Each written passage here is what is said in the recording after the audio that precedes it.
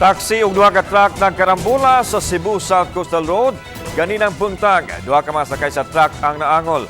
Ang live report ni Femari Dumabok. Fem.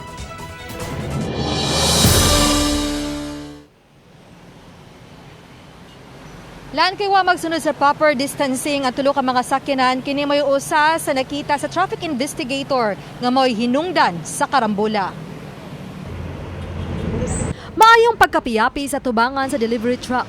Mga buak nga bildo gikan sa windshield nagpasad usab sa daan. Nakababag kini sa tunga sa Cebu South Coastal Road nga maoy mihatod sa pagkahuot sa trapiko. Ikatulo ang delivery truck sa nalambigit sa panagbangga pasado las 8 ganihang buntag at tubangan sa Command Center sa City Hall compound. Unang nabanggaan sa dump truck kining taxi nga may pasahero atol sa aksidente. Nalumping ang luyong bahin sa taxi. Ang delivery truck na nga gikargahan sa 12,000 nga toniladang mga feeds ang nakabangga sa dump truck.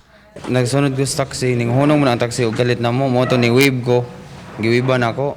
Moto nga nabot ko center line din ning hunong ko nya. Moto na dumbol ang kanang sila ka nagsunod nako.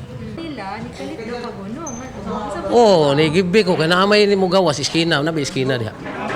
Ni piktos ko sa break na mo gawas akong gibuhian ba mo to giigo man akong lubot. Mo to naglabay ko sa outer lane. Naangol ang pahinanti sa delivery truck nga naipit. Nagtinabangay ang taga-Talisay City Fire og ang City Disaster pagkuha sa napiit nga pahinanti sa truck. Ko niya luyo. Niya pag tanaw na ko nga igo ng taxi pagwi ba na igo dumbol naman sad mi mo to ingo mo to ni tabang puko kana sa driver na mo para di kay sa mapiit. Mo to nga nasamar ko gamay mo. Kuan abtan jud kay ni hunong man ang quandam truck sad. Kay nakaigo nung jatong taxi. Diri ko nga side mo ako napiit sad. Sa investigasyon, nasuta sa traffic investigator nga ang kapakya sa pagsunod sa igong distansya sa mga sakyanan mo hinungdan sa aksidente. Dapat defensive driver lagi ta. Observe kita sa traffic signs and signals o nya distancing in between sa vehicle to vehicle sa imong atubangan o side by side para malikayan nato ang aksidente sa kadalanan.